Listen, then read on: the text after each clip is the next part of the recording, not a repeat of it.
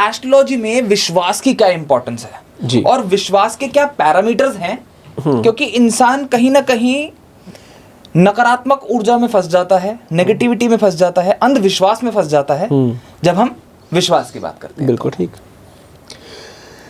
भरोसा एक ऐसी चीज है, अगर किसी व्यक्ति को हो जाए किसी दूसरे व्यक्ति के ऊपर तो उसका जीवन आसान हो जाता है।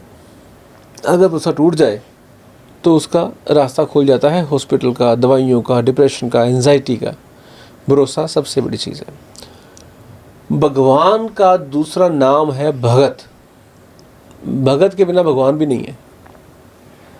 अगर आज भरोसा, भक्ति खत्म हो जाए तो तीसरा लफ्ज़ जो भ से ही है, भगवान, उनको भी कोई नहीं मानेगा। तो भगवान के दो पार्ट हैं, भक्ति और भरोसा। इसको प्रॉपर तरीके से मानना ही पड़ेगा और आपके पास उसको चारा नहीं है।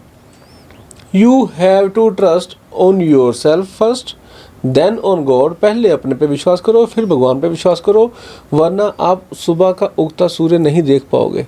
अगर आपका मोरल डाउन है, आप रात को ही निपट लोगे। मगर विश्वास के पैरामीटर्स क्या हैं? क्योंकि विश्वास इंसान इस तरीके से करता है, कभी कभी वो अंधविश्वास में भी फंस जाता है। हाँ, विश्वास का कोई पैरामीटर ही नहीं है। विश्वास आप किसके ऊपर कर रहे हो और क्या आप सुनी सुनाई बातों पे कर रहे हो? क्या आप गूगल रिव्यूज़ चेक करके विश्वास कर रहे हो? क्या आपने एक्सपीरियंस नहीं किया, आपके पड़ोस वाले ने किया था, उसका अच्छा हुआ, आपका भी होगा? नो। भरोसे का कोई भी पैरामीटर नहीं होता। ये तो यहाँ होता है या नहीं होता। अगर है ना कि थोड़ा बहुत भरोसा है, उसमें लालच है, मोह है, उसमें मोह है, उसमें लालच है कि कुछ हुआ तो ठीक, कुछ हुआ तो भगवान, हुआ तो चमत्कार, नहीं तो फेक तो है ही है।